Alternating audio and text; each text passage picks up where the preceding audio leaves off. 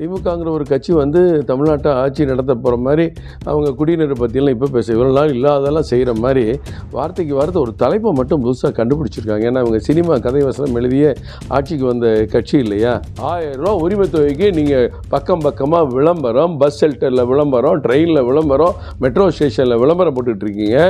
நம்ம ஒரு விவசாயிக்கு 30,000 ரூபா கொடுத்துருக்கோம். மோடி கொடுத்துருக்காங்க. தமிழ்நாட்டில் இருக்க 48 லட்சம் விவசாயிகள் கொடுத்துருக்கோம். அவங்கள உயர விடாமல் தடுத்தால் தான் நீட்டை பற்றிலாம் பயமுறுத்தி மக்களை ஏமாற்றி நான் பூச்சாண்டி வரான்னு மாணவர்களை ஏமாற்ற முடியும்னு திட்டமிட்டு புதிய கல்விக் கொள்கையை அவங்க அமல்படுத்தாமல் இருக்காங்க. ஜிஎஸ்டி ஆரம்பிக்கும் போது உங்களுக்கு 44,000 கோடி வருமானம்னா இன்றைக்கி ஒட்டுமொத்த வருமானம் 90,000 கோடி.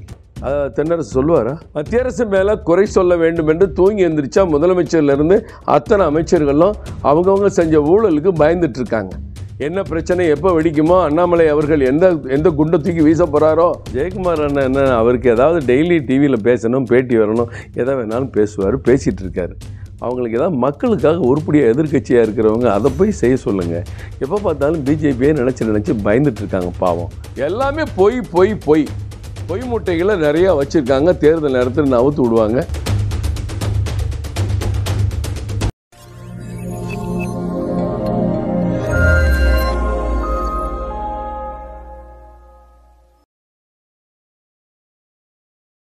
தாமரை நேயர்களுக்கு வணக்கம். இன்று நம்மோடு இணைந்திருக்கும் சிறப்பு விருந்தினர் பாஜகவின் மாநில துணைத் தலைவர் திரு கரு நாகராஜன் அவர்கள். வணக்கம். வணக்கம். இப்போ பட்ஜெட் தாக்கல் பண்ணியிருக்காங்க. இதுக்கு பல விதமான விமர்சனங்கள் பாஜகவினர் பக்கத்துலேருந்து வந்திருக்கு. அதாவது மத்திய அரசோட திட்டத்துக்கு மாநில அரசு ஸ்டிக்கர் ஒட்டுது அப்படின்றது. இந்த ஸ்டிக்கர் ஒட்டுது அப்படின்றது முன்னாடி இருந்தே திமுக மேலே வந்துட்டு இருக்க ஒரு விமர்சனம். பட்ஜெட் அப்படின்றத இவங்க தாக்கல் பண்ணும்போது விமர்சனம் பண்ணணும் அப்படின்றதுக்காக பாஜக இந்த கருத்தை முன்வைக்கிறது. நம்ம குழந்தைகளுக்கு ஊட்டச்சத்து உணவு நம்ம ஏற்கனவே 5 வருஷம் முன்னாடி கொண்டு வந்துட்டோம். அனைவருக்கும் வீடு கட்டு திட்டம் அது நகர்ப்புறத்துக்கும் இருக்குது, கிராமப்புறத்துக்கும் இருக்குது. அதை திடீர்னு கலைஞருடைய கனவு இல்லைன்னு சொல்லி கொண்டு வர்றாங்க. அதுக்கு ஏறத்தாழ தமிழ்நாட்டுக்கு உதாரணம் 15,36,000 வீடு மோடி ஸ்கீமில் அந்த அனைவருக்கு வீடு கட்டும் திட்டத்தில் நகர்ப்புறத்துலேயும் கிராமப்புறத்துலேயும் கட்டி கொடுத்துருக்கோம். ஏறத்தாழ கிராமப்புறத்தில் ரூரலில் 7,85,000 வீடுகள் கட்டி கொடுக்கப்பட்டிருக்கிறது. இன்னும் அப்ளிகேஷன் இருக்குது. இன்னும் 4 லட்சம் வீடுகளுக்கான அந்த விண்ணப்பங்கள் ஏற்கப்பட்டு கட்டுறதுக்கு அனுமதி கொடுக்க போகிறாங்க. அப்போ அதை திடீர்னு இப்போ கனவு இல்லைன்னு சொல்கிறாங்க. பள்ளிக்கூடத்தை மேம்படுத்துறதுலாம் பல முறை மத்திய அரசு நிதி உதவி கொடுத்து பள்ளிக்கூடத்தை மேம்படுத்துறதுக்கு சொல்லியிருக்கோம். குடிநீர் திட்டத்தை பற்றி என்னமோ இப்போ தான் திமுகங்கிற ஒரு கட்சி தமிழ்நாட்டை ஆட்சி நடத்த போகிற மாதிரி அவங்க குடிநீரை பற்றியெல்லாம் இப்போ பேச இவ்வளோ நாள் இல்லாதெல்லாம் செய்கிற மாதிரி வார்த்தைக்கு வார்த்தை ஒரு தலைப்பை மட்டும் புதுசாக கண்டுபிடிச்சிருக்காங்க. ஏன்னா அவங்க சினிமா கதை வசனம் எழுதிய ஆட்சிக்கு வந்த கட்சி இல்லையா. புதுமை பெண் திட்டம், கனவு திட்டம், அந்த திட்டம், விடியல் பயணம், இப்படிலாம் புதுசாக தலைப்பு தாமா இருக்குது. ஏற்கனவே மத்திய அரசு கொடுக்குற திட்டங்கள் எல்லாத்தையுமே இவங்க தானாக செய்கிற மாதிரி ஒரு பேரை மட்டும் மாற்றி வச்சுட்டு புதுசாக பண்ணிகிட்ருக்காங்க. இந்த திட்டம் எதுலேயுமே மத்திய அரசு உதவி இல்லாமல் இதில் வரப்போகிறது இல்லை. இப்போ உதாரணத்துக்கு மகளிர் சுய உதவி திட்டம். மகளிர் சுய திட்டத்தை நாங்கள் 3,365 கோடி கொடுக்க போகிறோம். யார் கொடுக்க போகிறோம்? அதில் மத்திய அரசு டிஸ்ட்ரிக்ட் கோஆபரேட்டிவ் பேங்காக கொடுக்க போகிறோம். அரசுடைய பங்கு முதல்ல இருக்கு இல்லையா? பங்கு இல்லைம்மா, இது பேங்க்லேருந்து கடன் கொடுக்கறது. எந்த பேங்க் கொடுக்குறது? மத்திய அரசு வங்கியில் தானே கொடுக்குது, ரிசர்வ் வங்கியில் தானே கொடுக்குது. அதை நம்மளே கொடுக்குறோம். ஏற்கனவே 10 லட்ச ரூபா கொடுக்க வேண்டிய கடனை 20 லட்ச ரூபா வரைக்கும் லிமிட்டை உயர்த்தினது பாரத பிரதமர் நரேந்திர மோடி. இந்த ஆட்சிக்கு வந்த பிறகு 9 வருஷத்தில் தமிழ்நாட்டில் மட்டும் ஏறத்தாழ 5,80,000 புதிய சுய உதவி குழு நம்ம உருவாக்கி கொடுத்துருக்கோம். இவங்க புதுசாக உருவாக்க போகிறோம். இதெல்லாம் ஏற்கனவே நம்ம செஞ்சுட்டு இருக்கிறது. தமிழ்நாடு அரசாங்கம் மூலம் செய்கிறது, நேரடியாக செய்கிறது. விவசாயிகளுக்கு கருவிகளுக்கும் மானியம் கொடுக்குறேங்கிறாங்க. ஏற்கனவே மானியம் 5 லட்சம் 10 லட்சத்துக்கு கருவிகள் வாங்கினா அதில் 50% மானியம், இலவச மானியம், எல்லா மானியமும் மத்திய அரசு ஏற்கனவே கொடுக்குது. எப்படி நீங்கள் மகளிர் சுய உதவி குழுக்கள் ரெடி பண்ணுறீங்களோ அதே மாதிரி விவசாயிகளை சிறு குழுக்களாக உருவாக்கி அந்த விவசாயிகள் சிறு குழுக்களுக்கு மானிய உதவியில் நீங்கள் மம்நட்டியிலேருந்து டிராக்டர் வரைக்கும் கொடுக்கறதுக்கு மத்திய அரசு கொடுத்துட்ருக்கு. இதெல்லாம் புதுசு கிடையாது, எல்லாமே பழசு. அந்த திட்டங்களை ஒழுங்காக இன்னும் வேகமாக செயல்படுத்தினாலே விவசாயிகள் ரொம்ப பயன்படுவாங்க. இவங்க 17,500 கோடி கடன் கொடுக்க போகிறோம். அந்த கடனை எப்படின்னா ஒரு வருஷத்துக்கு 17 லட்சம் பேர், 5 லட்சம் பேர் இப்படி பேசிட்டு கடனை பற்றி பேசுகிறீங்க. அதில் மானிய வட்டியில் கடனை பற்றி பேசுகிறீங்க. நம்ம கடனே இல்லாமல் நேரடியாக ஊக்க உதவி திட்டம், விவசாயிகளுக்கான ஊக்குவிப்பு திட்டத்தில் ஆண்டுக்கு 6,000 ரூபா இந்த 5 வருஷத்தில் ஏறத்தாழ தமிழ்நாட்டில் இருக்க ஒரு விவசாயி 48 லட்சம் பேர் மெரிட்டில் வாங்கிட்டு இருக்காங்கன்னா ஒரு விவசாயிக்கு இப்போ நம்ம மத்திய அரசு கொடுத்த தொகை மட்டும் ஒரு விவசாயிக்கு தமிழ்நாட்டில் இந்த 48 லட்சம் பேரில் சராசரி எவ்வளோ தெரியுமா கிடச்சிருக்கு? 30,000 ரூபா கிடச்சிருக்கு. 1000 ரூபா உரிமை தொகைக்கு நீங்கள் பக்கமாக விளம்பரம், பஸ் ஷெல்டரில் விளம்பரம், ட்ரெயினில் விளம்பரம், மெட்ரோ ஸ்டேஷனில் விளம்பரம் போட்டுட்ருக்கீங்க. நம்ம ஒரு விவசாயிக்கு 30,000 ரூபா கொடுத்துருக்கோம். மோடி கொடுத்துருக்காங்க. தமிழ்நாட்டில் இருக்க 48 லட்சம் விவசாயிகளுக்கு கொடுத்துருக்கோம். நீங்கள் கணக்கு பண்ணி பாருங்கள். பல்லாயிரக்கணக்கான கோடி விவசாயிகளுக்கு ஊக்க உதவியில் மத்திய அரசு கொடுத்ததுங்க. இனிமேல் நாங்கள் கடன் கொடுக்க போகிறோம், இத்தனை லட்சம் பேர் கொடுக்க போகிறோம்னு அறிவிக்கிற நீங்கள் எங்க? மண் வளத்தை பற்றி பேசுகிறாங்களாம். மண்ணுயிர் மண்வளம் காப்போம், மண்ணுயிர் காப்போம்னு கதை டைலாக் விட்டுக்கிட்டு இருக்காங்க. மண்வள அட்டை கொடுத்து 7 வருஷம் ஆச்சு. ஒரு மண்வள அட்டைங்கிறது அந்த விவசாயத்தினுடைய மண்ணில் என்ன பண்ணலாம், என்ன பயிர் பண்ணலாம், எப்போ மாற்று பயிர் பண்ணலாம், அந்த மண்ணோட ஜாதகம் என்ன, எல்லாம் மொத்தத்தையும் கொடுக்குறத ஏற்கனவே நம்ம கொடுத்துட்டோம். ரொம்ப லேட்டாக தூங்கி முழிச்சிட்டு இதெல்லாம் பேசிகிட்டு இருக்காங்க. மண்டை குழப்பம். இன்றைக்கி கார்ப்பரேஷன் பட்ஜெட்டில் பாருங்கள், பள்ளிக்கூடத்துக்கு காலனி வாங்குவாங்களா, ஸ்டூடெண்ட்ஸ்க்கு செப்பல், யூனிஃபார்மு, பிளாக் போர்டு, அவங்கள டூர் கூட்டிகிட்டு போவோம். என்னங்க அறிவிப்பு? புதிய கல்விக் கொள்கையை நம்ம அமல்படுத்தினோம், அடுத்த லெவலுக்கு போயிருக்கோம். மாணவர்கள்லாம் திருந்திடக்கூடாது. மாணவர்கள்லாம் கார்ப்பரேஷன் ஸ்டூடெண்ட்ஸு, அரசு பள்ளிக்கூட மாணவர்கள்லாம் உயர்ந்துடக்கூடாது. அவங்க உயர்ந்தாங்கன்னா இவங்க பாதிக்கப்படுவாங்க. அவங்க உயர்ந்தால் இவங்களை கிண்டல் பண்ணுவாங்க. நீட்டை பற்றி இவங்க பேசினா அவங்க கிண்டல் பண்ணுவாங்க. அவங்கள உயர விடாமல் தடுத்தால் தான் நீட்டை பற்றிலாம் பயமுறுத்தி மக்களை ஏமாற்றி நான் பூச்சாண்டி வரான்னு மாணவர்களை ஏமாற்ற முடியும்னு திட்டமிட்டு புதிய கல்விக் கொள்கையை அவங்க அமல்படுத்தாமல் இருக்காங்க. புதிய கல்விக் கொள்கையை அமல்படுத்தினா நாட்டு பட்ஜெட்டில் ஏறத்தாழ 6 லட்சம் கோடி மாணவர்களுடைய கல்வி மேம்பாடு, பள்ளிக்கூடத்தினுடைய கல்வி மேம்பாடு, பள்ளிக்கூடத்தினுடைய கட்டமைப்பு உயர்வு, ஆசிரியர்களுக்கு சிறப்பான பயிற்சி, மாணவர்களுக்கு சிறப்பான பயிற்சி, ஒட்டுமொத்தம் அதில் வந்துடுது. ஆனால் அதை பற்றிலாம் அவங்க பேச மாட்டாங்க. மொத்தத்தில் என்ன 3,50,000 கோடி என்னமோ இவங்க பட்ஜெட் போட்டிருக்காங்க. 1.5 லட்சம் கோடி கடன் வாங்குறாங்க. 3,48,000 கோடி பட்ஜெட்டுனா 1,50,000 கோடி கடன். இந்த 24, 25க்கு தாம்மா நான் சொல்கிறேன். ஏறத்தாழ 40% கடன் ஆயிடுது. 40% கடனை வாங்குறோம்னு ஒரு பட்ஜெட்டு. இதை வந்து பாராட்டுறாங்க, போட்டுறாங்க. கூட்டணி கட்சிகள் தான் போட்டுருது. வேறு யாரும் மக்கள் இதை பற்றி போட்டலை. மக்களுக்கான எந்த திட்டங்களும் செய்யலை.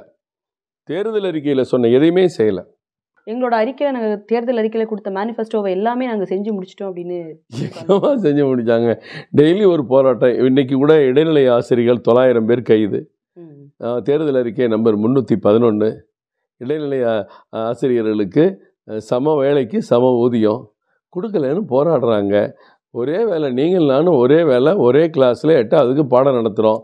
உங்களுக்கு வந்து 60,000 சம்பளம்னா எனக்கு 40,000 சம்பளம். இதுக்காக ஸ்டாலினே நாங்கள் நடத்துகிற போராட்டத்துக்கு, நாங்கள் மீன்ஸ் இடைநிலை ஆசிரியர் நடத்துகிற போராட்டத்துக்கு 2 முறை வந்து ஆதரவு தெரிவித்து பேசியிருக்கிறாரு. அதிமுக ஆட்சி அநியாயம் செய்கிறது, நாங்கள் ஆட்சிக்கு வந்தால் உங்களுக்கு சம வேலைக்கு சம ஊதியம்னு டைலாக் விட்டார். இப்போ அதை மறந்துட்டாங்க. செவிலியர்கள் கொரோனா காலத்தில் வேலை பார்த்தவங்களெல்லாம் பெர்மனன்ட் பண்ணுறேன்னு சொன்னோம், போராடிக்கிட்டு இருக்காங்க, தெருவில் விட்டாங்க. மக்கள் நல பணியாளர்களில் பல பேர் இறந்தே போயிட்டாங்க. பாவம், ஒரு 30,000-40,000 பேர் இன்றைக்கும் கஷ்டப்பட்டுட்டு இருக்காங்க. சிறப்பு ஆசிரியர்கள்னு இந்த மாற்றுத்திறனாளிகள்லாம் ஆசிரியர்களாக செயல்படுறாங்க. அதுக்கு மத்திய அரசு கொடுக்குற சம்பளத்தை கொடுத்து ஏமாற்றிட்டு இருக்காங்க. ஏற்கனவே 10,000 2,500 கூட்டியாச்சுன்னு ஒரு அறிவிப்பு வேறு. மத்திய அரசு கொடுக்குற பணத்தை அவங்களுக்கு கொடுத்துட்டு சிறப்பாசிரியர்களுக்கு நாங்கள் எதுவுமே செய்யாமல் ஏமாற்றிட்டாங்க. ஆசிரியர் தேர்வு வாரியம் நடத்தின அந்த தேர்வில் பாஸ் பண்ணவங்களுக்குலாம் இதுவரைக்கும் வேலை கொடுத்து முடிக்கலை. அதில் ஒரு பகுதி 25,000 பேருக்கு வேலை கொடுக்காம ஏமாற்றி மோசடி பண்ணி அவங்க தெருவில் நின்று கஷ்டப்படுறாங்க. இவங்க எல்லாரையும் அவங்க என்ன தெரியாமல் பண்ணாங்க? இவங்க எல்லாரையுமே நாங்கள் ஆட்சிக்கு வந்தால் உங்களுக்கு செய்கிறோம், ஆட்சிக்கு வந்தால் செய்கிறோம்னு 2011, 16, 19, 21 எல்லாத்துலேயுமே இவங்க எல்லாரையும் டிஎம்கேக்கு வேலை பார்க்க வச்சுருக்காங்க. பல்லாயிரக்கணக்கான குடும்பங்களை, பல லட்சம் குடும்பங்களை தம்ம தேர்தலுக்காக, அரசியலுக்காக திமுகவுக்கு வேலை பார்த்தா நீங்கள் உங்களுக்கு எல்லாம் செய்கிறோன்னு சொல்லி ஏமாற்றி மோசடி பண்ணி எல்லாம் தெருவில் நிற்கிறாங்க. நீங்கள் சொல்கிறீங்க தேர்தல் அறிக்கை, நான் சிம்பிளாக 2-3 கேட்குறேன். எல்லா குடும்ப ரேஷன் கார்டுக்கு உரிமை தொகை கொடுக்குறோம் நீங்கள் சொன்னீங்களா இல்லையா? தேர்தல் அறிக்கையில் ரொம்ப தெளிவாக தமிழில் முதலமைச்சர் வெளியிட்டதில் தான் இருக்குது. அனைத்து குடும்ப ரேஷன்தாரர்களுக்கும் அனைத்து ரேஷன் கார்டுகளை சேர்ந்த பெண்களுக்கும் 1000 ரூபா கொடுக்குன்னு சொல்லியிருக்காரு. எங்கே கொடுத்தீங்க? 60% கொடுக்கலையே. அதே தேர்தல் அறிக்கை, அது பேர் அது நிறைவேற்றுறது அர்த்தமா? 2 மாதத்துக்கு ஒரு வட்டம் எடுக்கிற மின் கணக்கை, பயன் கணக்கை 1 மாதத்துக்கு ஒரு வட்டம் மாற்றினா யூனிட் லெவல் குறையும், எல்லாருக்கும் குடும்பத்துக்கு 2,000 ரூபாலேருந்து 8,000 ரூபா வரைக்கும் மிச்சமாகன்னு சொல்லி ஏமாற்றினீங்களே, மோசடி பண்ணிங்களே. 1 மாதமாக மாற்றாது மட்டும் இல்லை, மின் கட்டணத்தையும் கூட்டினீங்களே. என்ன செஞ்சாங்க? அந்த நீங்கள் தேர்தல் அறிக்கையை வச்சு பார்த்தீங்கன்னா ஒவ்வொரு கேள்வியாக நம்ம ஒரு மணி நேரம் உட்காருவோம், அந்த புக்கை கையில் வச்சுட்டு சொல்லுவோம் எதெல்லாம் செய்யலைன்னு. ஆண்டுக்கு 10 லட்சம் பேருக்கு வேலை நாங்கள் கொடுத்துட்டாங்களா? நேற்று தான் ஏதோ சொல்கிறாங்க 34,000 பேருக்கு வேலை கொடுத்தோன்னு ஒரு கணக்கு சொல்கிறாங்க. 3.5 வருஷத்தில் நீங்கள் 35 லட்சம் பேருக்குள்ள வேலை கொடுத்துருக்கணும். இப்போ ஒரு சைவரக கூட்டி எழுதிட்டீங்களா? இந்த மாதிரி எல்லாமே மோசடிமா. எல்லாம் பட்ஜெட்டில் பற்றி பேசுகிறாங்க, எதுக்கு எடுத்தாலும் மத்திய அரசு கொடுக்கல. மத்திய அரசு கொடுக்காம அவங்க என்ன பண்ணுறாங்க? நேரடி வரிவாய ஒரு கணக்கு வச்சுக்கிறாங்க, திட்டத்தில் கொடுக்குறத ஒரு கணக்கு வச்சுக்கிறாங்க. நம்ம திட்டத்தெல்லாம் கொடுக்கறது இப்போ 100 நாள் வேலை திட்டத்தை பற்றி பேசுகிறாங்க. 100 நாள் வேலை திட்டத்தில் இன்றைக்கி 92 லட்சம் பேர் வேலை பார்க்குறாங்க, 15 வச்சுருக்குறாங்க. சராசரி வேலை பார்க்குற ஒரு 70 லட்சம் பேர் பார்க்குறாங்க. இந்த 70 லட்சம் பேருக்கு சம்பளம் யார் கொடுக்குறா? அதில் நடந்த ஊழல் எவ்வளோ பெரிய ஊழல்! அவங்களுக்கெல்லாம் இன்றைக்கி ஸ்மார்ட் அட்டை மாதிரி கொடுத்து நேரடியாக அவங்க வங்கி கணக்கு கொடுக்குறது யார்? மத்திய அரசு தானே மாற்றிருக்கு. அதே தான் இவங்க தான் செய்கிற மாதிரி ஒரு கணக்கில் பேசிகிட்டு இருக்காங்க. கேட்டால் நாங்கள் இவ்வளோ கொடுத்தோம், அவ்வளோ இல்லை, 6 லட்சம் கோடி கொடுத்தோம், 2 லட்சம் கோடி தான் வந்திருக்குன்னு குருட்டுத்தனமான ஒரு கணக்கை சொல்கிறாங்க. இந்த ஜிஎஸ்டி இழப்பு அப்படின்றத அவங்க தொடர்ந்து வச்சுட்டு இருக்க ஒரு குற்றச்சாட்டு இல்லையா? தமிழ்நாடுக்காக இருக்கட்டும், பிற மாநிலங்களுக்கு வந்து அவங்க கொடுக்குற அந்த தொகை வந்து ஒரு பாரபட்சம் பார்த்து தான் கொடுக்குறாங்க. தமிழகத்துக்கு வந்து கம்மியாகும், யூபியில் வந்து பிஜேபி ஆளும் சிஎம் அங்கே இருக்கிறதுனால அவங்களுக்கு ஒரு வேற தொகையுமா, இங்கே வந்து நம்ம தமிழ்நாடு வந்து ஓர வஞ்சகம் பண்ணுறாங்க அப்படின்னு ஒரு கருத்து வைக்கிறாங்க. ஓர வஞ்சகமும் இல்லை, பார வஞ்சகமும் இல்லைம்மா. ஜிஎஸ்டி கவுன்சிலுங்கிறது எல்லா மாநிலமும் சேர்ந்து நடத்துகிறது தான். அது பார்லிமெண்ட்டு சட்டமன்றத்தில் சட்டம் நிறைவேற்றுறதுக்கு மெஜாரிட்டி ஆதரிப்போர் கைதூக்குவோங்கிறதுலாம் கிடையாது. எல்லோரும் டிஸ்கஸ் பண்ணி எடுக்கிற முடிவு தான் ஜிஎஸ்டி கவுன்சிலில். இவர் புதுசாக என்ன கதை சொல்லிகிட்டு இருக்காருன்னா, ஜிஎஸ்டி கவுன்சிலில் இழப்பீடு தொகை 20,000 கோடி எங்களுக்கு வரல, கேட்குறோம் கொடுக்கல, அதை கொடுக்க மாட்டேங்கிறாங்க, இல்லைங்கிறாங்க. இது என்னன்னு விளக்கமாக சொல்லணும். என்னமோ குருட்டு போனால் விட்டத்தில் பாய்ஞ்சது மாதிரி நம்ம ஒரு கதை சொல்லுவாங்க நம்ம ஊரில் பழமொழி. அந்த மாதிரி குருட்டுத்தனமாக பேசிகிட்டு இருக்காங்க. உனக்கு இழப்பீடு கொடுக்கணுங்கிறது சொன்னது உண்மை, அதில் மாற்று கருத்து இல்லை. ஜிஎஸ்டி கவுன்சில் உருவான காலத்திலிருந்து ஒவ்வொரு மாநிலத்துக்கும் அவங்க அந்த ஜிஎஸ்டிக்கு தயாராகிற வரைக்கும், ஏன்னா 16 விதமான வரிகள், டிஎன்ஜிஎஸ்டி, சிஜிஎஸ்டி, வாட்டு, சர்வீஸ் டேக்ஸு, இந்த மாதிரி 16 விதமான வரியெல்லாம் ஒன்றா சேர்த்து ஒரு வரி கொண்டு வரோம். அந்த சீரமைப்பு எதுக்கு? எல்லா இடத்துலையும் ஈவனாக பொருட்கள் வந்து விற்பனைக்கான காரணங்கள், அதனுடைய விலைக்கான காரணங்கள் சரியாக இருக்கணும். ஒரே மாதிரி வரி விதிப்பு இருந்தால் அதில் ஊழல் நடக்காது. தெளிவான ஒரு நிலைக்கு வணிகர்களும் வர முடியும், மக்கள் வர முடியும். நமக்கு ஒரு கருப்பு பணம், அந்த பதுக்கள், அந்த பொருளாதாரம்லாம் பிளாக் எக்கானமிலாம் சேஞ்ச் ஆகி நேரடி வருவாய் அரசுக்கு வரும். அரசுக்கு வந்தால் திட்டங்களை செய்யலாம். அதுதான் மத்திய அரசு கொண்டு வந்தாங்க. இதையும் கூட காங்கிரஸ் அரசு கொண்டு வந்தது தான். அவங்க எல்லாமே கொண்டு வர்றது, கைவிடுறது நம்ம தான் நிறைவேற்றிருக்கிறோம். அதில் சக்தி இருக்குது, திறமை இருக்குது, நம்ம பண்ணுறோம். அந்த மாதிரி இழப்பீடு கொடுக்க வேண்டியதை இப்போ நிறுத்தியிருக்காங்கன்னா என்ன காரணம்? உங்களுடைய வரி வருவாய், இப்போ நீங்கள் தமிழ்நாடு அரசாங்கம், உங்களுக்கு வரி வருவாய் 44,000 கோடி. அப்போ நான் என்ன சொல்கிறேன், நீங்கள் கவலைப்படாத, உனக்கு வரிவாய் குறைஞ்சா, இதுலேயும் சில ஐட்டம்லாம் இருக்குது. பெட்ரோல் டீசல் டேக்ஸு தமிழ்நாடு கவர்மெண்ட்டுக்கு, தமிழ்நாடுக்கு உள்ள டேக்ஸு, டாஸ்மாக் சரக்கில் வர்ற வரி மொத்தமாக எக்ஸைஸ் டியூட்டி அதெல்லாம் தமிழ்நாடு கவர்மெண்ட்டுக்கு, லேண்ட் ரிஜிஸ்ட்ரேஷன் டேக்ஸு தமிழ்நாடு கவர்மெண்ட்டுக்கு. இந்த மாதிரி சில ஐட்டம் எக்ஸம்ஷன். இப்போ தமிழ்நாடு பெரிய மாநிலம், அஸ்ஸாம் சின்ன மாநிலம், சிக்கிம் சின்ன மாநிலம், அந்த மாதிரி இருக்கவங்களுக்கெல்லாம் கம்மியாக வருமானம் வரும். அவங்க அதை வச்சு தான் பயன்படுத்திக்கணும். தமிழ்நாடு, கர்நாடகா, ஆந்திரா, மகாராஷ்டிரா அந்த மாதிரி மாநிலங்கள் அவங்களுடைய சொந்த பயன்பாட்டுக்கு அவங்களுடைய வருமானத்தை பயன்படுத்திக்கிட்டு ஒத்துக்கிட்டாங்க. இதெல்லாம் ஒத்துக்கிட்டது போக மற்ற உற்பத்தி தொழில் விற்பனை அதில் வரக்கூடிய வரி வருமானம் தான் அந்த ஜிஎஸ்டிக்குள்ளே வருது. அதில் உங்களுக்கு கம்மியாக வருது, நான் இழப்பீடு தர்றேன் அப்படின்னு மத்திய அரசு சொல்கிறாங்க. மத்திய அரசாங்கம் மட்டும் இல்லை, ஜிஎஸ்டி கவுன்சில் டிசைடட், எல்லோரும் சேர்ந்து தான் முடிவு பண்ணி கொடுக்குறாங்க. இன்றைக்கி ஜிஎஸ்டி ஆரம்பிக்கும் போது உங்களுக்கு 44,000 கோடி வருமானம்னா, இன்றைக்கி ஒட்டுமொத்த வருமானம் 90,000 கோடி. அதை தென்னரசு சொல்லுவாரா? தென்னரசு ஏறத்தாழ 70% வருவாய் கூடி இருக்குது. அப்போ உங்களை ஒரு 5 வருஷத்துக்கு உத்தேசமாக சொல்கிறேன், இந்த 5 வருஷத்துக்கு உத்தேசமாக உங்களுடைய வருவாய் இழப்பு குறையாமல் இருக்கணுங்கிறதுக்காக மத்திய அரசு கொடுத்துக்கிட்டு இருந்துச்சு. இன்றைக்கி உங்கள் லெவல் எங்கே போயிடுச்சு? டபுள் ஆக போகிற லெவலில் இருக்குது.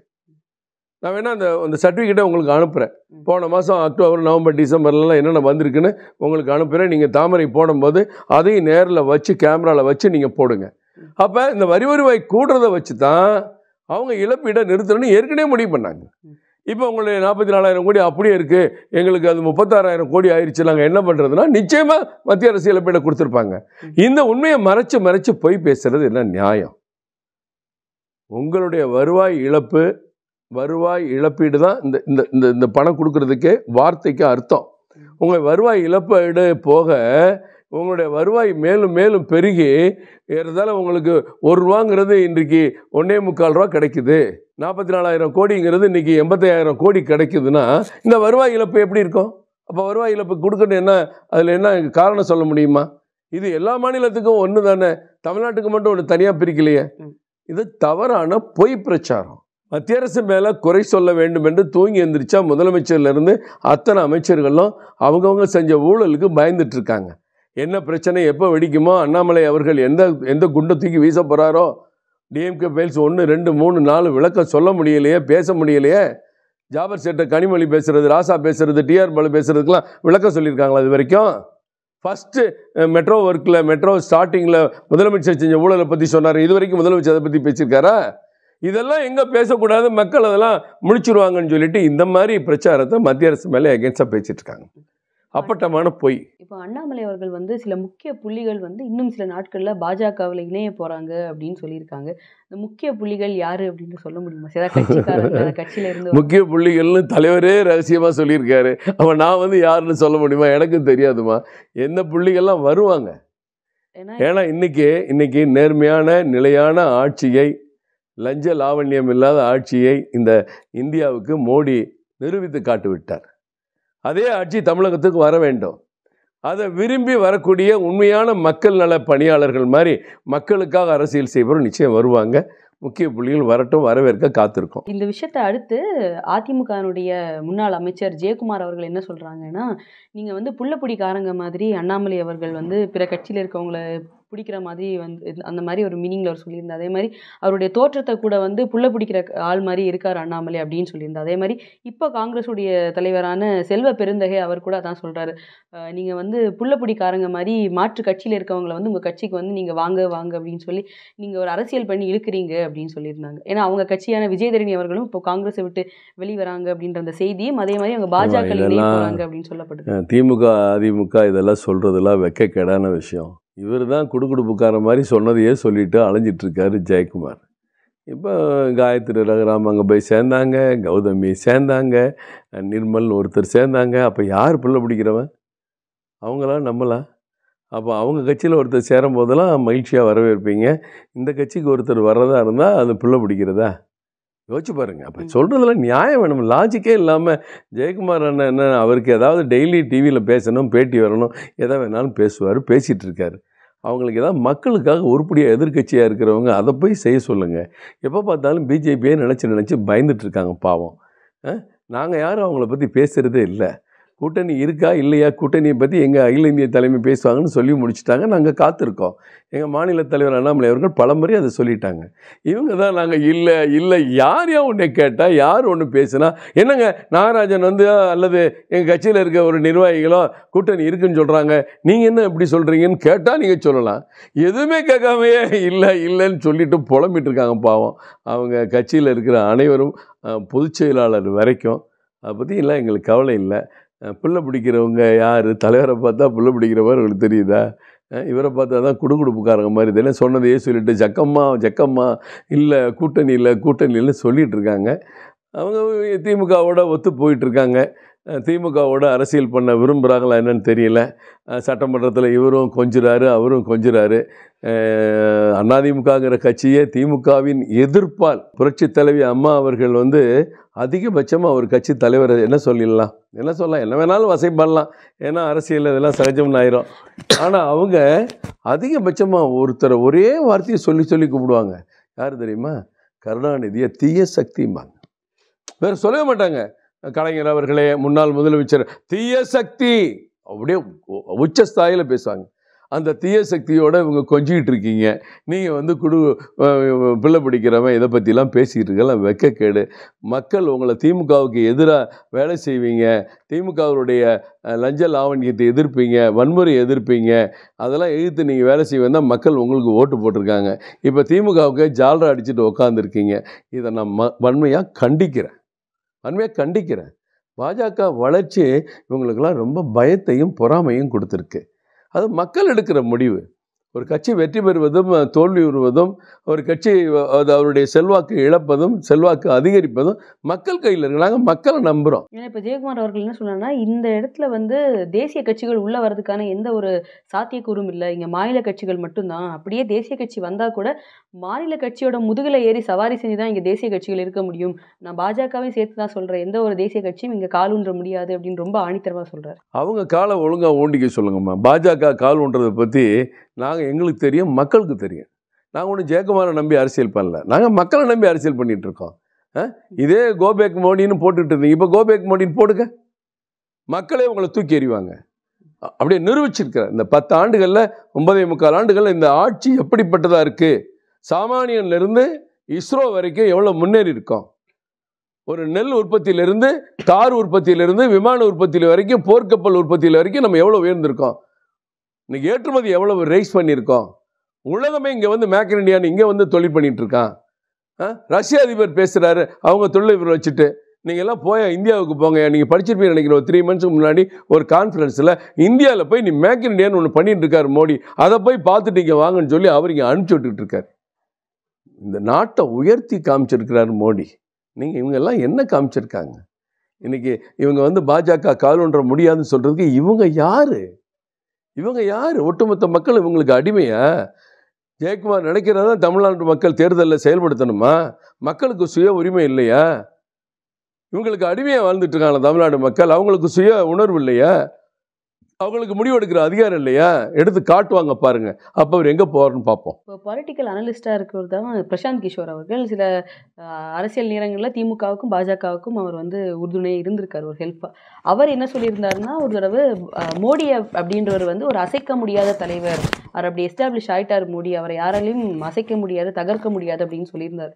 அதே அவர் தான் இப்போ வந்து இன்னொரு பேட்டில் அவர் என்ன சொல்கிறாருன்னா, இபிஎஸை வந்து யாருமே சாதாரணமாக எடப்பாடி அவரை வந்து நீங்கள் எடை போடாதுங்க, நீங்கள் அப்படி சாதாரணமாக எடப்பாடி அவர்களை எடை போட்டிங்கன்னா அது உங்களுக்கு வந்து ஒரு உங்களுக்கு ஒரு பேக் ஃபயராக அது அமையும் அப்படின்னு சொல்லியிருக்காரு. யார் அது? ஸ்டாலின் சொல்லியிருக்காரா? இல்லை, எடப்பாடி அவர்களை வந்து பிரசாந்த் கிஷோர் சொல்லியிருக்காரு. அதான் யாருக்கு சொல்கிறாரு அவர்? அவர் எல்லாத்தையும் சொல்கிறார். ஒரு நேரம் இப்படி பேசுகிறாரு, ஒரு நேரம் அப்படி பேசுகிறாரு. அவர் ஒரு வியாபாரிமா, தேர்தல் கணிப்புகள், தேர்தல் உத்திகளை விற்பனை செய்யக்கூடிய வியாபாரி. அவர் சில கார்டை ரிலீஸ் பண்ணுறாருன்னா வேறு இடத்துல இருந்து அழைப்பு வரும், இங்கேருந்து எதிர்ப்பு வரும். இவருக்கு எதிராக பேசுனா அவர் கூப்பிடுவார், எடப்பாடியை வந்து ஸ்ட்ராங்காக சொன்னால் ஸ்டாலின் கூப்பிடுவார். இப்படி பல திட்டம் அவங்கள்ட்ட இருக்கும். அவங்களாம் ஒரு பெரிய மக்கள் தலைவர்கள் இல்லை. அவர் தேர்தல் உத்திகளை விற்பனை செய்கிற ஒரு நிறுவனம் நடத்தக்கூடியவர். அவர் சொல்கிறத நம்ம எப்படிமா பேச முடியும்? மோடி அவர்களை சொல்லும்போது பாஜகவினர் வந்து அது ரொம்பவே ஆதரிச்சாங்க. பிரசாந்த் கிஷோர்ன்ற ஒரு பெரிய அனலிஸ்ட் சொல்கிறாரு, ஸோ அது வந்து கரெக்டாக தான் இருக்கும் அப்படின்னு. ஆனால் இன்னைக்கு அது எடப்பாடி அப்படின்ற பேர் அந்த இடத்துல வந்தப்போ அதை வந்து ஏற்க மறுக்கிறாங்களா? ஏற்க மறுக்கிறது இல்லைம்மா. இது வந்து ஒவ்வொரு ஸ்டேட்லேயும் நடக்கிற வியாபாரம். இப்போ தமிழ்நாடு தேர்தலுக்கு ஒன்று பேசுவார், பீகாரில் ஒன்று பேசுவார், டெல்லியில் ஒன்று பேசுவார், மேற்கு வங்காளத்தில் ஒன்று பேசுவார். அவர் ஒரு கம்பெனி நடத்துகிறவர் தானம்மா. அவர் எந்த இடத்துல எப்படி பேசுனா அவர் வியாபாரம் அங்கே செயல்படுங்கிறது நம்ம முக்கியம். அப்படி தான் நான் எதிர்பார்க்குறேன். இதில் வந்து அவர் கணிச்சு எடப்பாடியில் அவர்களை வந்து பிரசாந்த் கிஷோர் தெரிஞ்சுக்கிற அளவுக்கு இங்கே இருக்கிற தமிழ்நாட்டில் இருக்கிற தலைவர்கள் பல ஆண்டு காலம் அவர்கிட்ட பழகினவங்க, பல ஆண்டு காலம் மக்கள் தொடர்பில் இருந்தவங்கெல்லாம் தெரியாமல் பிரசாந்த் கிஷோர் வந்து ஒன்று கண்டுபிடிச்சு சொல்ல போகிறாரு. அவரை பற்றி மக்களுக்கு தெரியும், மற்ற கட்சிகளுக்கு தெரியும். இவர் எல்லாருக்கும் சர்டிஃபிகேட் கொடுக்கறதுல என்ன நியாயம் இருக்குது? மோடியை அவர் என்ன குறை சொல்ல முடியும்? மோடியோட பலத்தை அவர் எந்த இடத்துல கேள்வி கேட்க முடியும்? மோடியோட திறமையை, உழைப்பை, இந்த நாட்டுக்கான அர்ப்பணிப்பை எந்த இடத்துல அவர் சந்தேகத்தோடு பார்க்க முடியும்? எதிர்க்கட்சிகள் பேச முடியும், ராகுல் காந்தி ஏதாவது பேச முடியும், ஸ்டாலின் ஏதாவது பேச முடியும். பாஜக மாதிரி அந்த ஆட்சிக்கு வந்தால் தமிழ்நாடு இருக்காது, அது இருக்காது, பொய் சொல்ல முடியும். எல்லாமே பொய் பொய் பொய் பொய் மூட்டைகளை நிறையா வச்சுருக்காங்க. தேர்தல் நேரத்தில் நவுத்து விடுவாங்க. பிரசாந்த் கிஷோர் அவருடைய வணிக ரீதியான இதுக்காக பேசுகிறார். இதுக்கு நான் இன்னும் கருத்து சொல்ல முடியல. அதே மாதிரி இப்போ விவசாயிகள் வந்து டெல்லியில் போராட்டம் பண்ணிட்டு இருக்காங்க. அதை தொடர்ந்து கமல்ஹாசன் அவர்கள் ஒரு கருத்தை முன் வச்சிருக்காரு. என்னன்னா, தமிழகத்தில் வந்து தமிழக அரசு வந்து விவசாயிகளுக்கு செஞ்சதில் ஒரு 10% கூட மத்திய அரசு செய்யவில்லை அப்படின்னு சொல்லியிருக்காரு. பாவம் கமலஹாசன் முதல்ல படிக்கணும். மத்திய அரசு விவசாயிகளுக்கு என்ன பண்ணியிருக்கிறத படித்து பார்த்துட்டு, அப்படி பண்ணியிருந்தாங்கன்னா விவசாயிகள் டெல்லியில் தேர்தலுக்காக ஹரியானாவில் இருக்கிற பக்கத்தில் இருக்கிறவங்க வர்றாங்க. இது ஒரு தேர்தல் கால போராட்டம். மத்திய அரசுக்கு ஒரு இடையூறு செய்யணும், ஒரு அவப்பெயரை ஏற்படுத்தணும் திட்டமிட்டு செய்கிற செயல். அவங்க நினைக்கிற எம்எஸ்பியை பற்றி கமலஹாசனுக்கு என்ன தெரியும்? கமலஹாசனுக்கு இந்தியா பூரா 11 கோடி விவசாயிகளுக்கு ஆண்டுக்கு 6,000 ரூபா கொடுக்குற திட்டத்தை பற்றி கமலஹாசன் தெரியுமா? உர மானியத்தை நம்ம கொடுத்து ஏறத்தாழ ஒவ்வொரு உர மூட்டைக்கும் 1,200 ரூபா மானியம் மத்திய அரசு கொடுக்குறது தெரியுமா? செயற்கை குளங்கள் வெட்டுற திட்டமா? ஒரு குளம் வெட்டினா, செயற்கை குளம் வெட்டினா 5 லட்சம் 8 லட்சம் அந்த குளம் வெட்டக்கூடிய ஏரியாவுக்கு போது மத்திய அரசு உதவி பண்ணுது. அதை பற்றி கமலஹாசன் தெரியுமா? எல்லா நெல் விலை, கோதுமை விலை அத்தனையுமே கொள்முதல் விலையை உயர்த்தினது மத்திய அரசு தான், மாநில அரசு குறிப்பிட்டபடி உயர்த்தவில்லை என்பது கமலஹாசனுக்கு தெரியுமா? விவசாய உபகரணங்களுக்கு எவ்வளவு மானியம் கொடுக்குறாங்கன்னு கமலஹாசன் தெரியுமா? விவசாய உற்பத்தி குழுக்கள் 1000 பேர் 500 பேர் சேர்ந்தா கூட்டுறவு பண்ணைகள் அமைச்சு அந்த பண்ணைகள் மூலம் எடுத்த உடனே 10 கோடி ரூபாய் எந்தவித ஜாமீன் இல்லாம விவசாயிகளுக்கு மத்திய அரசு கொடுக்குற திட்டத்தை பத்தி கமலஹாசனுக்கு தெரியுமா? ஏதோ ஒரு சீட்டுக்கு மேலே ஒரு சீட் கிடைக்குமான்னு பேசிகிட்டு இருக்காரு. அவருக்கு நான் என்ன பதில் சொல்கிறது? இந்த பட்ஜெட்டை பற்றி அவர் படிச்சிருக்காரா? மத்திய அரசு வேளாண்மையை பற்றி படிச்சிருக்காரா? அதெல்லாம் படித்து பார்த்துட்டு சொல்லுங்கம்மா. இந்த விவசாயிகளுக்காக இவ்வளோ மோடி அரசு பண்ணியிருக்காங்க அப்படின்னு சொல்லும்போது அவங்களோட ஒரு மெயினான கோரிக்கை இன்னைக்கு ஒரு 10-12 அம்சங்கள் அவங்க வச்சிருந்தாலும் எம்எஸ்பி அவங்களுக்கு தேவை அப்படின்றது ஒன்றுனே சொல்லுங்க சார். மினிமம் சப்போர்ட் பேசுறது விவசாயிக்கு என்றைக்குமே எங்களுக்கு ஒரு இதாக இருக்கும் அப்படின்றதுக்கான கேட்குறாங்க. அப்போ அதை பண்ணி கொடுக்கலாம். மினிமம் சப்போர்ட் ப்ரைஸ் இன்னைக்கு எந்த அளவுக்கு இருக்கணுமோ அந்த அளவுக்கு நம்ம உயர்த்தி இருக்கிறோம். என்றைக்கும் அது இல்லைன்னு எந்த இடத்துலையும் சொல்லலை. எம்எஸ்பிங்கிற ஒரு வார்த்தையே மோடி ஆட்சிக்கு வந்த பிறகு தான் நம்ம இந்தியாவுக்கு தெரியும். அதுக்கு முன்னாடி காங்கிரஸ் அரசு திமுக கூட்டம் நினைச்சு என்னைக்காவது பேசியிருக்காங்களா? அந்த விவசாயிகள்லாம் அன்றைக்கி எங்கே போனாங்க?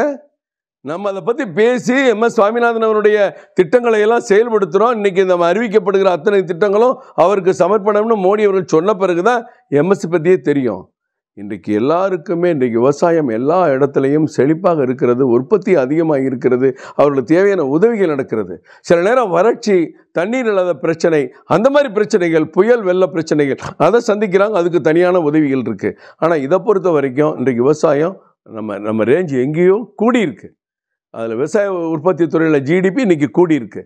இதெல்லாம் பொய்யான பிரச்சாரம், அரசியலுக்காக செய்கிற காழ்ப்புணர்ச்சி பிரச்சாரம். அதே மாதிரி நீங்கள் சொன்னீங்க ஜெயக்குமார் அவர்கள் வந்து அண்ணாமலை அவர்கள் புள்ள பிடிக்காரன்னு சொல்கிறாங்க. ஆனால் அவர் வந்து குடுகுறுப்புக்கார மாதிரி பல விஷயங்கள் பண்ணிட்டு இருக்காரு. இப்போ நீங்கள் பார்த்தீங்கன்னா பல விஷயம் இல்லைம்மா, சொன்னதையே சொல்லிட்டு இருக்காரு, பேசுனதையே பேசிகிட்டு இருக்காரு, காமெடி பேசுவார், ஏதாவது 2 சினிமா பாட்டு பேசுவார், பக்கத்தில் எல்லாரும் உட்காந்து வச்சு நிருபர்களை வச்சுட்டு அரட்டை அடிச்சிட்டு இருப்பார். இதெல்லாம் மக்கள் முக்கியத்துவமே கொடுக்கறது இல்லைம்மா. நீங்கள் சொன்ன இதே ஒரு விஷயத்தை தான் திமுக வந்து இப்போ நீங்கள் பார்த்தீங்கன்னா திமுகவோட பேச்சாளர் தான் அவர் வந்து குடுகுடுப்புக்காரர் மாதிரி அங்கே பிரச்சாரத்தை வந்து திமுகவினர் வந்து ஆரம்பிச்சிருக்காங்க மக்களிடையில. அதாவது மோடி அரசு என்னென்ன விஷயங்கள் செய்யலை, அதே மாதிரி திமுக அரசு என்னென்ன விஷயங்கள் செஞ்சிருக்கு அப்படின்னு சொல்லிட்டு அவங்களுடைய திமுக வந்து அவங்களுடைய பிரச்சாரத்தை வந்து ஆரம்பிச்சிருக்காங்க. இந்த வழியில் பாஜக வந்து தங்களுடைய தேர்தல் பிரச்சாரத்தை எந்த மாதிரி ஆரம்பிக்க போகுது சார்? இல்லை, அதிலே பாருங்கள், பெண்களிடம் மாட்டிக்கொண்ட ஜக்கமான் தான் போட்டிருக்கு. பெண்களே உனக்கு வேலை இல்லைன்னு சொல்கிறாங்களா என்னன்னு தெரியல, முழுசாக கேட்டதான் தெரியும். இதெல்லாம் திமுகவுக்கு கை வந்த கலைமா. இந்த மாதிரி வேஷம் போட்டு வர்றது, எம்ஜிஆர் மாதிரி பாட்டு படிக்கிறது, கலைஞர் மாதிரி வேஷம் போட்டு அந்த நடுவில்லாம் சிவி கூலிங் கிளாஸ் வச்சு பேசுகிறது, அம்மா மாதிரி பேசுகிறது, இதெல்லாம் திமுக மேடைகள்லேயே அரசியல் பண்ணி பலனவங்க. மக்கள் வீடுகளுக்குள்ளே போகலை. ஆனால் மேடை, தெரு, கூத்து, கலை, கலாச்சாரம், டான்ஸு, அப்புறம் அப்படியே படிப்படியாக சினிமா, இப்படி தானே வளர்ந்த கட்சி. அதை அவங்க செய்கிறாங்க. நான் சொல்கிறது அவர் வழக்கமாக இதை தான் பண்ணிகிட்டு இருக்காரு. எல்லா நிருபர்களுக்கும் பொழுது போகலைன்னா அவர் இருக்கிற இடத்துக்கு போனால் 1/2 மணி நேரம் பேசுவார்மா. அப்படி தான் ஜெயக்குமாரோடைய பேச்சை மக்கள் இன்றைக்கி பார்க்குறாங்க.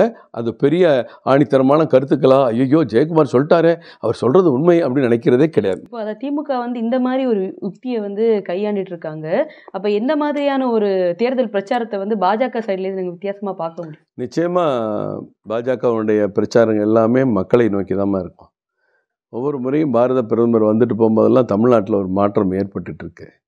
வர 27ஆம் தேதி பாரத பிரதமர் வர்றாங்க. மிகப்பெரிய அளவில் 10 லட்சம் பேர் திரளக்கூடிய ஒரு பிரம்மாண்டமான கூட்டம் பல்லடத்தில் நடக்குது. அதை அடுத்து அவர் தூத்துக்குடி நிகழ்ச்சிகளுக்கு போகிறதாகவும் இருக்குது. பெரிய அளவில் அவர் வந்துட்டு போகிறாரு. அடுத்து அமித்ஷாஜி அவர்கள், நட்டாஜி அவர்கள் மீண்டும் தேர்தல் சுற்றுப்பயணத்துக்கு வர்றாங்க.